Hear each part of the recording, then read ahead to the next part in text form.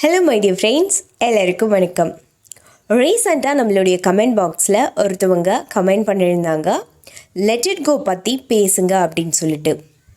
So அதனால் let it go பற்றி விளக்கமாக இந்த வீடியோவில் நம்ம பார்க்க போகிறோம். சரி, ஓகே. லெட் இட் கோ அப்படின்னா என்ன, தமிழாக்கம் என்ன அப்படின்னு சொல்லி பார்த்துடலாம். நாம் எதை செஞ்சாலும் அதற்கான பலனை எதிர்பார்க்கக்கூடாது. சரி, இதுக்கும் ஈர்ப்பு விதிக்கும் என்ன சம்பந்தம் அப்படிங்கிறத ஃபர்ஸ்ட் பார்த்துடலாம். அதுக்கப்புறம் லா ஆஃப் அட்ராக்ஷனில் இது இவ்வளோ பங்கு வகிக்குது அப்படின்னு சொன்னால் இதை நம்ம அன்றாட வாழ்க்கையில் எப்படி ஹேண்டில் பண்ணணும் அப்படிங்கிறதையும் பார்க்கலாம். நாம் எதை செஞ்சாலும் அதற்கான பலனை எதிர்பார்க்கக்கூடாது அப்படிங்கிறது தான் லெட் இட் கோ. ஓகேங்களா? கொடுக்குற தன்மையில் நாம் இருக்கணும். எதையுமே எதிர்பார்க்காம கொடுக்குற தன்மையில் மட்டுமே நாம் இருக்கணும். இதை தான் லா ஆஃப் அட்ராக்ஷனில் பெரிய அடித்தளமாகவே பார்க்குறாங்க அப்படின்னு சொல்லலாம். பாருங்க, காதலிக்கிறீங்க அப்படின்னா ஒரு பர்சனை நீங்கள் டீப்பாக காதலிக்கிறீங்க. அவங்களுக்கு பிடிச்ச விஷயங்கள் எல்லாமே வாங்கி கொடுக்குறீங்க. ஆனால் அதுக்கு பதிலாக நீங்கள் ஒரே ஒரு விஷயத்தை தான் எதிர்பார்ப்பீங்க. ஒரு 4 வார்த்தை பாசமாக பேசுனா போதும்பா அப்படின்னு சொல்வீங்க. இது கரெக்டா அப்படின்னு சொன்னால் நிச்சயமாக இது கரெக்ட் இல்லை. நீங்கள் அவங்களுக்கு என்ன பொருள் வேணாலும் வாங்கி கொடுக்கலாம். அவங்களுக்கு என்ன மாதிரியான காதலை வேணாலும் எடுத்து கையில் கொடுக்கலாம். ஆனால் நீங்கள் அதுக்கான பலன் எதையுமே நீங்கள் எதிர்பார்க்கக்கூடாது. இங்கே நிறைய பேர் நம்ம கிளாஸ்லேயே சொல்கிறாங்க, அவங்கள நான் அவ்வளோ நேசிக்கிறேன், அவங்களுக்கு அவ்வளோ லவ் கொடுக்குறேன், ஆனால் அதுக்கு அவங்க ஆசையாக 4 வார்த்தை கூட பேச மாட்டாங்க மேம் அப்படின்னு சொல்கிறாங்க. ஸோ நீங்கள் அந்த ஆசையாக 4 வார்த்தை அப்படின்னு சொல்லிட்டு எதிர்பார்க்குறீங்க இல்லையா, நீங்கள் ஏன் 4 வார்த்தைன்னு எதிர்பார்க்குறீங்க? அதுவே தப்பு தான். ஃபர்ஸ்ட் விஷயம் எதிர்பார்க்கவே கூடாது. 2வது விஷயம் 4 வார்த்தை தானே, அதை பேச மாட்டாங்களா அப்படின்னு நினைக்கிறீங்க. ஸோ இதுவே தப்பு தான். இங்கே பாருங்கள், நீங்கள் காதலிக்கிற பர்சனை அளவுக்கு அதிகமாக நீங்கள் அன்பை கொட்டுங்க. உங்களுக்கு என்னென்ன அவங்களுக்கு பண்ணணும் அப்படின்னு தோணுதோ அதையெல்லாம் பண்ணி அவங்கள சந்தோஷப்படுத்துறதுக்கு எப்போவுமே ரெடியாக இருங்க. இது நல்ல விஷயந்தான். ஆனால் அதுக்கு பதிலாக அவங்களும் சின்னதாக அன்பாக இருப்பாங்க அப்படின்னு எதிர்பார்க்காதீங்க. நீங்கள் அப்படி எதிர்பார்க்காம இருக்கும் பொழுது தான் நீங்கள் தூக்கி அடிக்கக்கூடிய ஒரு பந்து அடித்த வேகத்தில் ரிட்டன் உங்கள் கைக்கு வரும். நீங்கள் பந்தை வீசும் பொழுது எந்த அளவிற்கு வேகமாக வீசினீங்களோ அது செவுத்தில் அடித்த உடனே, ஓகேங்களா, அது உங்கள் கைக்கு எவ்வளோ ஸ்பீடாக திரும்ப ரிட்டன் வருது, அது மாதிரி வரும்.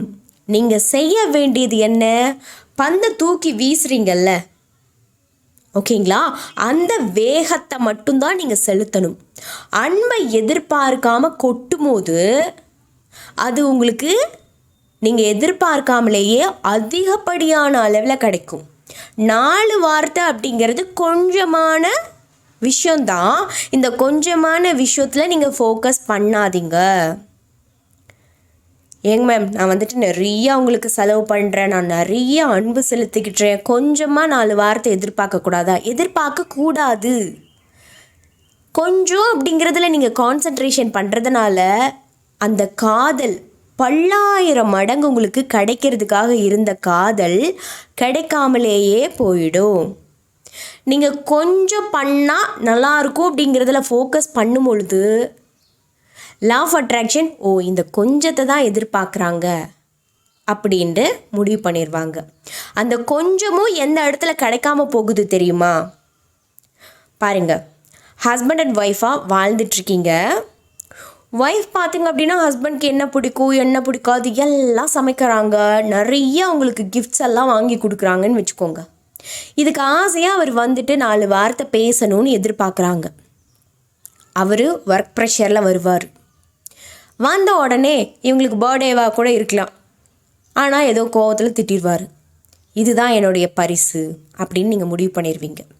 இப்போ என்னாச்சு, உங்களுடைய 4 வார்த்தை பேசினா நல்லாயிருக்கும் அப்படிங்கிற ஆசையில் டோட்டல் மைண்ட் செட்டுமே கொலாப்ஸ் ஆயிடுச்சு. நீங்கள் நினச்ச மாதிரி அங்கே நடக்கலை. இவ்வளோதான் விஷயம். ஸோ நீங்கள் கொஞ்சமாக பேசினா போதும் அப்படின்னு நினைக்கும் போது அது கூடவே சேர்ந்து நெகட்டிவான விஷயங்களையும் நீங்கள் ஈர்க்கிறீங்க. அதுக்கப்புறம் நீங்கள் நினைக்க ஆரம்பிச்சிருவீங்க, இதுவே நமக்கு கிடைக்காது, நாம் இதுக்கே தகுதி இல்லாதவங்க அப்படின்னு நீங்கள் ஃபிக்ஸ் பண்ணிடுவீங்க. இந்த இடத்துல ஒரு சீக்ரெட் நான் சொல்கிறேன் பாருங்க.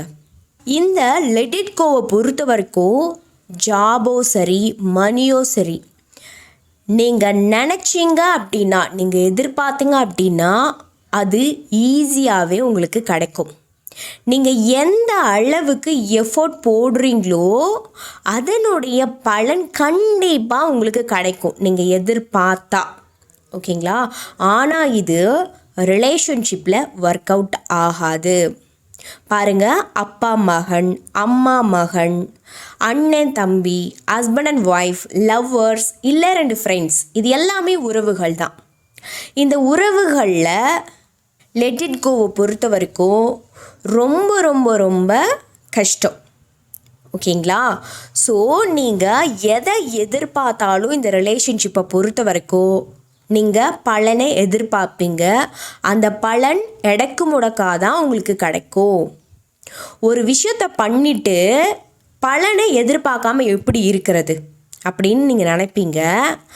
அப்போது நீங்கள் பலனை எதிர்பார்த்து பண்ணுற எந்த விஷயமுமே உங்களுக்கு கரெக்டான பாசிட்டிவான ரிசல்ட்டை கொடுக்காது அப்படிங்கிறத நீங்கள் உங்கள் மனசில் வச்சுக்கோங்க. அப்பா பார்த்தீங்க அப்படின்னா ஒரு குழந்தைய வளர்க்குறாரு, நான் வளர்க்க என்னோடய பையன் பெருசாக எனக்கு இவ்வளோ விஷயம் பண்ணுவார் அப்படின்னு சொல்லி நினச்சிட்டே இருப்பார். அதே மாதிரி 2 ஃப்ரெண்ட்ஸ், அதே மாதிரி 2 லவ்வர்ஸ். ஓகேங்களா? நான் இவ்வளோ கிஃப்ட்ஸ் கொடுத்துருக்கேன், நான் இவ்வளோ ஹெல்ப் பண்ணியிருக்கேன், அவங்களுடைய இக்கட்டான சூழ்நிலையில் நான் ஓடி ஓடி போய் அவங்களுக்கு ஹெல்ப் பண்ணியிருக்கேன். ஸோ அப்படி இருக்கும்போது எனக்கும் ஒரு கஷ்டம் வரும்போது அவங்க திரும்ப அந்த உதவியை எனக்கு கொடுப்பாங்க. நான் அவங்களுக்கு இவ்வளோ செலவு பண்ணியிருக்கேன், அப்படி இருக்கும்போது அவங்க எனக்கு ஒரு கஷ்டமான சுச்சுவேஷனில் அவங்க ஹெல்ப் பண்ணுவாங்க அப்படின்னு நீங்கள் நினைக்கிறீங்க இல்லையா? அதுவே தப்பு தான். நீங்கள் அப்படி எதிர்பார்க்கும் போது அந்த எதிர்பார்ப்போட ஒன்றிணைஞ்ச ஒரு விஷயம் வரும். நாம் பண்ண விஷயத்தெலாம் அவங்க திரும்பவும் பண்ணுவாங்களா அப்படின்னு ஒரு கேள்வி எழும்ப ஆரம்பிச்சிரும். ஓகேங்களா? சின்னதாக ஒரு மிஸ் அண்டர்ஸ்டாண்டிங் வந்தாலே நாம் இவ்வளோ விஷயம் பண்ணியிருக்கோம், இவங்களாம் நமக்கு பண்ண போகிறாங்க அப்படிங்கிற ஒரு கேள்வி எழும்பிடுது. ஸோ அதுவே பார்த்திங்க அப்படின்னா இந்த லெட் இட் கோ ஈர்ப்பு விதியில் பயங்கரமாக செயல்படுது. நீங்கள் கொஸ்டின் மார்க் வச்சிங்க இல்லையா? ஸோ அதனாலேயே அது உங்களுக்கு கிடைக்காம போயிடும். ஸோ என்ன பண்ணாலும், நீங்கள் என்ன ஹெல்ப் பண்ணாலும், பண உதவியாக இருக்கட்டும் அல்லது அவங்களுக்கு ஒரு இக்கட்டான சூழ்நிலையில் அங்கே போய் இங்கே போய் நிறைய பார்த்தீங்கன்னா ஃப்ரெண்ட்ஸுக்கு வந்துட்டு ஹெல்ப் பண்ணுவீங்க. ஸோ அவங்க அதே மாதிரி ஹெல்ப் பண்ணுவாங்க அப்படின்னு எதிர்பார்க்காம நீங்கள் பண்ணீங்க அப்படின்னா மட்டும்தான் அது உங்களுக்கு கிடைக்கும். இது லா ஆஃப் அட்ராக்ஷனில் எப்படி ஒர்க் அவுட் ஆகுது பாருங்கள். ஒரு மெத்தடை நீங்கள் யூஸ் பண்ணுறீங்க அப்படின்னா இது நடக்குமா நடக்காதா அப்படிங்கிற கேள்வியோடையே நீங்கள் பண்ணுவீங்க. 2வது, பண்ணி முடிச்சுட்டு அதை எதிர்பார்த்து காத்துட்ருப்பீங்க.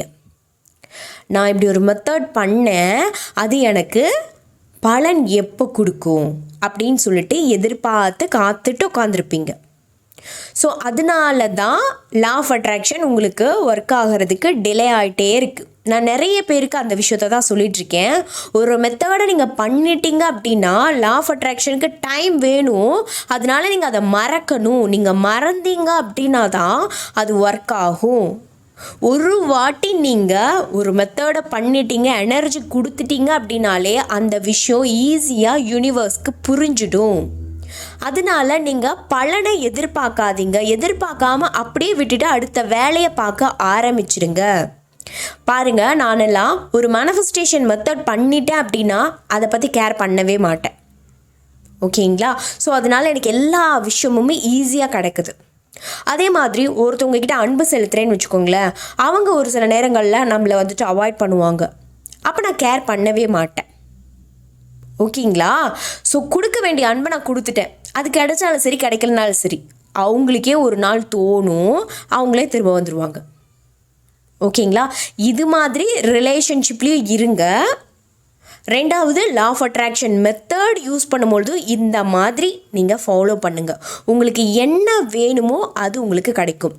எல்லா மேனிஃபெஸ்டேஷன் மெத்தட்ஸுமே பவர்ஃபுல்லானது தான்.